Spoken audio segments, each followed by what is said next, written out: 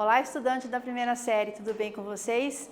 Estamos aqui nesta aula, eu, professora Arabel, o Val, tudo bem? E vocês, para estudarmos um pouquinho mais sobre os gráficos da função crescente e decrescente. Construir gráficos, analisar o comportamento da trajetória desses gráficos, tá bom? Usando já todos os conceitos que vocês já têm registrado e que vocês já estão aprendendo ao longo dessas aulas, tá bom? Hoje eu quero que você saia desta aula analisando, interpretando e construindo gráficos de diferentes funções e também identificando graficamente os conjuntos domínio e imagem. Aqueles conjuntos que nós representávamos pelo diagrama de flechas, eles têm que ser lidos também nos gráficos, tá bom? Será possível representar os conjuntos domínio e imagem de uma função sem usar o diagrama de flechas? Claro que sim. Então é a matemática simplificando cada vez mais as representações das ferramentas que ela tem, tá? O diagrama de flechas já é conhecido de vocês. Domínio é o conjunto de partida, todos os elementos precisam ser usados para existir a função. Contradomínio é o conjunto de chegada, onde eu posso ou não usar todos os seus elementos. No exemplo aqui, o conjunto imagem, que é o conjunto de resultados, não é igual ao contradomínio. Sobraram elementos aqui, ó. Isso pode acontecer, não tem problema nenhum, tá? E cada flechinha do conjunto domínio tem um correspondente no conjunto imagem nessa situação aqui, tranquilo? O gráfico de uma função, usando o plano cartesiano, é a tradução daquele diagrama de flechas para essa representação aqui. Quando o gráfico é uma reta, também existe uma correspondência entre os valores de x e y.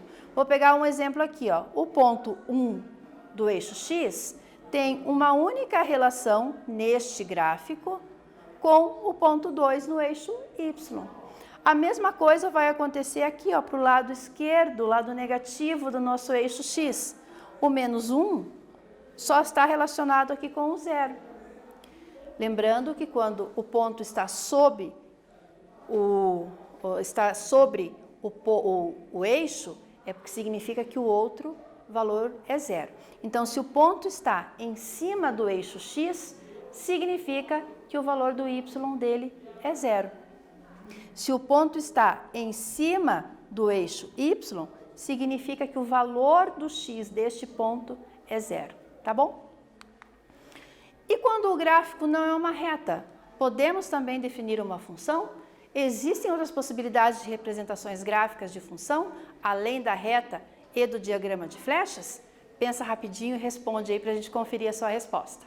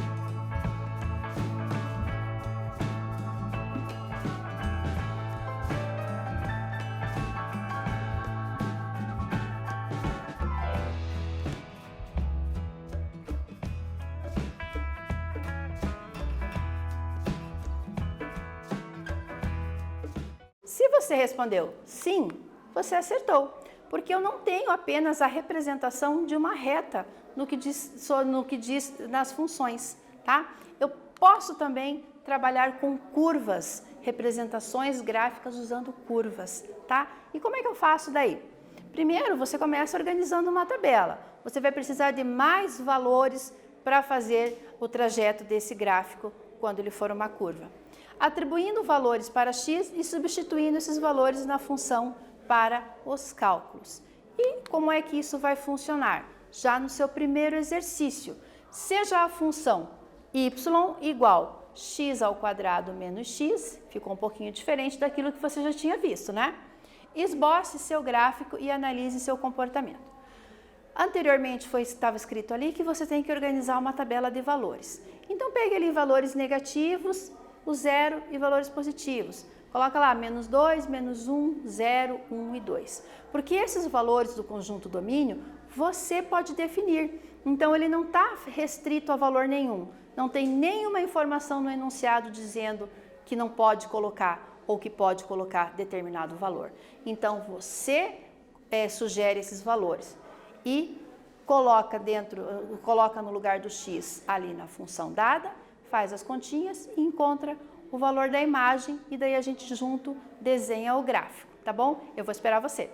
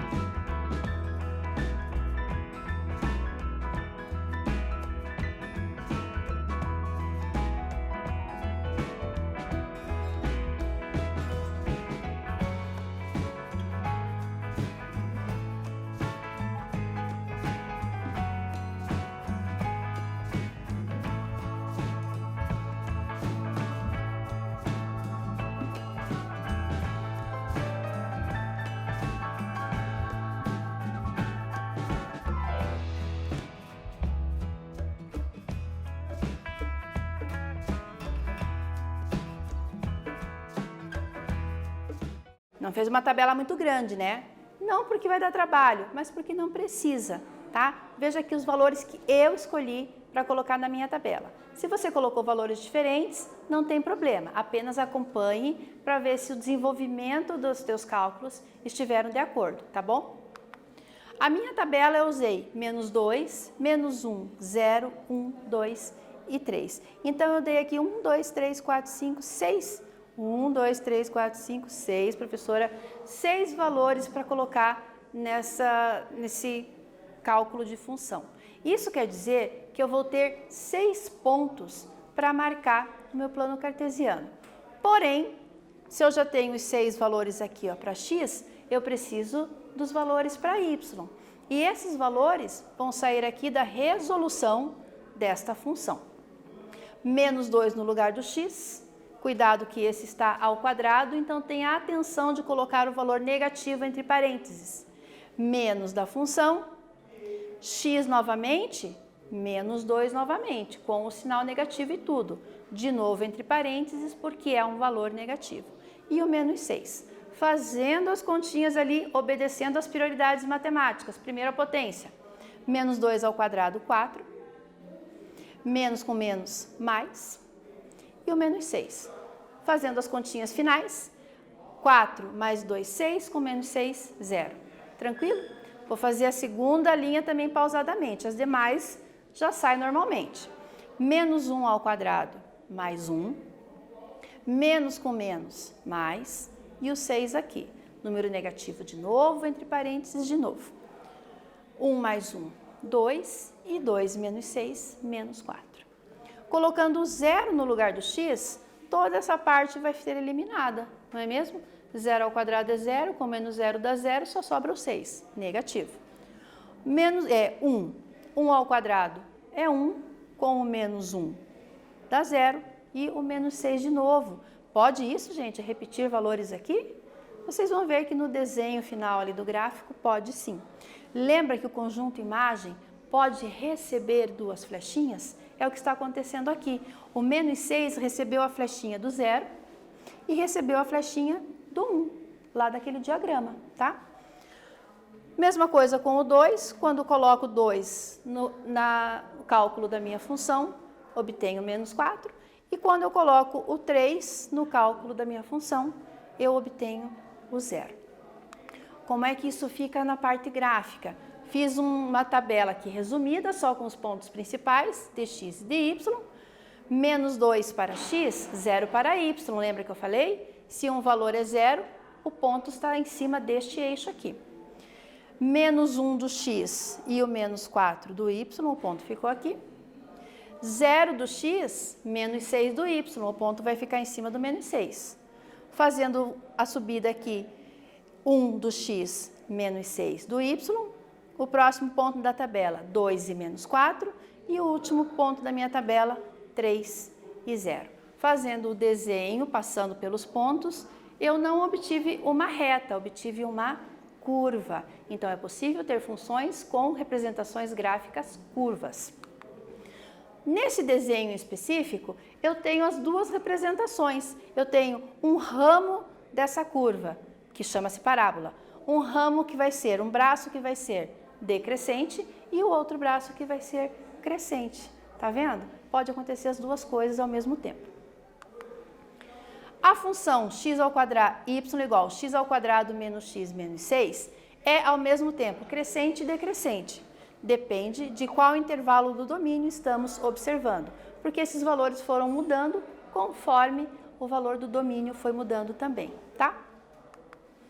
No domínio e na imagem em gráficos, então eu tenho que identificar num plano cartesiano ou num gráfico aonde eu leio quem. Quem está aonde? Aonde eu encontro o domínio, aonde eu encontro a imagem.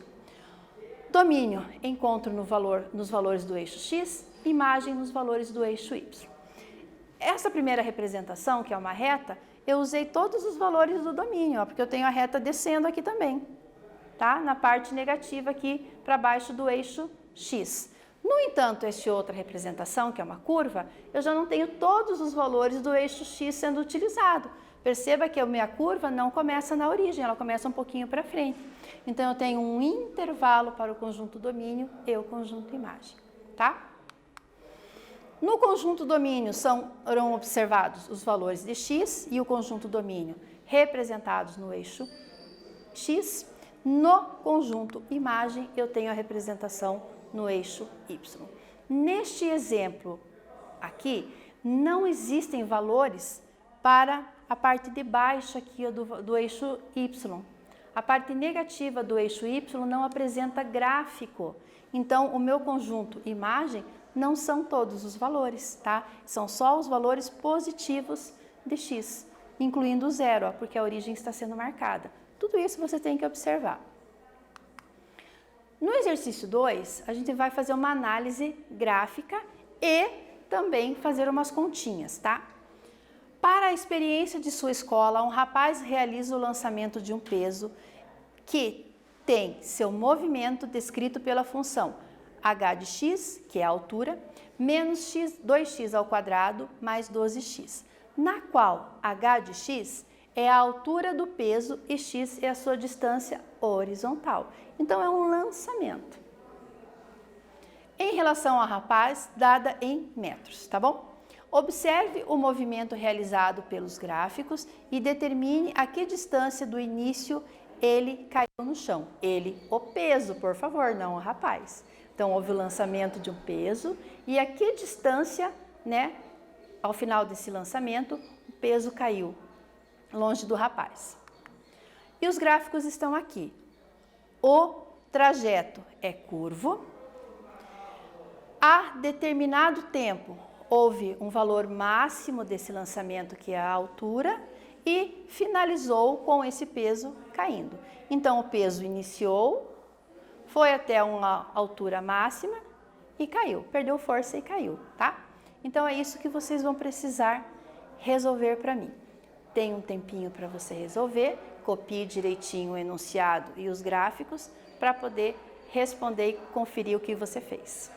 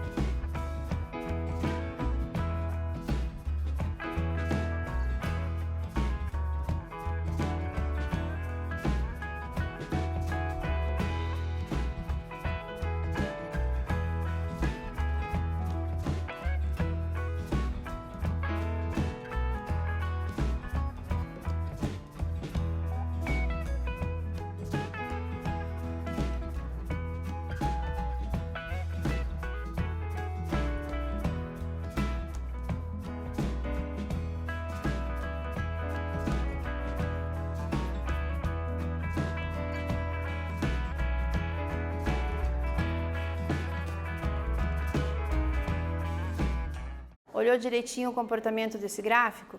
O gráfico representa a trajetória deste lançamento, né? Então, o lançamento inicia, tem um valor máximo e termina. Então, vamos analisar os gráficos para entender o que eu estou falando para você. O início do movimento é igual ao final do movimento, né? Por mais que tenha acontecido um deslocamento.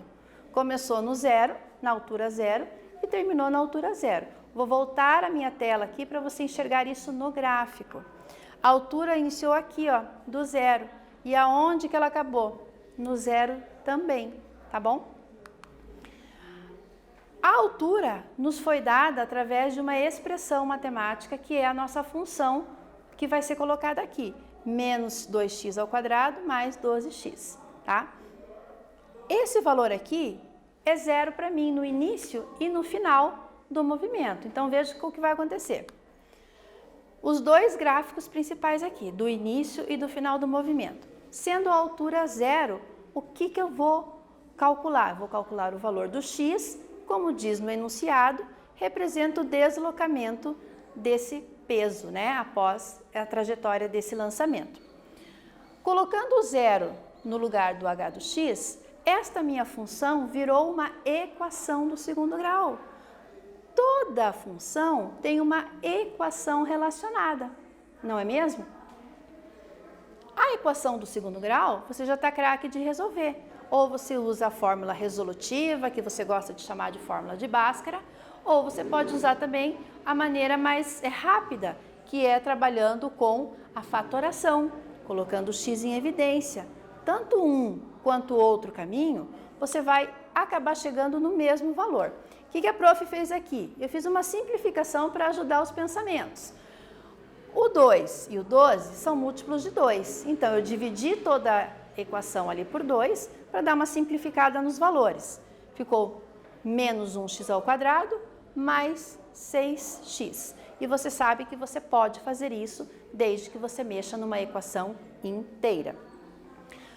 Pela fórmula resolutiva ou fórmula de Bhaskara, ou ainda pela maneira simplificada, usando a fatoração, você vai encontrar um x1 igual a 0 e um x2 igual a 6, que representam esse deslocamento da bolinha. Então, a posição inicial 0 e a posição final vai ser o 6 metros, tá bom? Podemos afirmar que o peso caiu 6 metros distante de onde foi lançado. Então, o eixo x estaria representando ali o deslocamento em metros. Neste gráfico, eu tenho um braço crescente, porque houve uma subida desse peso, e depois o peso perdeu força e caiu, mostrando a parte decrescente deste gráfico. Tá vendo? Então, é uma situação diferente, né? Uma situação de física, movimento, lançamento, que você precisou de conceitos e de conhecimentos matemáticos para responder. Na aula de hoje, eu falei que você ia sair sabendo coisas diferentes aqui. Vocês viram que as funções podem ser crescentes e decrescentes em intervalos diferentes do seu domínio. Um conjunto importante é o conjunto domínio, tá? Posso ter uma função mista, mostrando várias situações aqui, mas eu tenho o domínio acontecendo do menos 5 meios, né, onde começa o meu gráfico, até onde termina essa trajetória, lá no 6. Considerando bolinha fechada, bolinha aberta, aquele conceito de intervalos numéricos. O conjunto imagem também é analisado e representado usando a forma do intervalo numérico. Eu começo aqui a representação do menos 2, com o intervalo aberto, porque a bolinha está aberta aqui, não se esqueça disso, até o valor do 3 aqui, tudo no eixo Y, com as bolinhas fechadas aqui no gráfico, consequentemente a representação fechada lá no meu colchete. Tranquilo? Com isso, eu me despeço de vocês, o Val também vai dando um tchauzinho, espero que vocês tenham aproveitado esta aula e nos vemos em breve.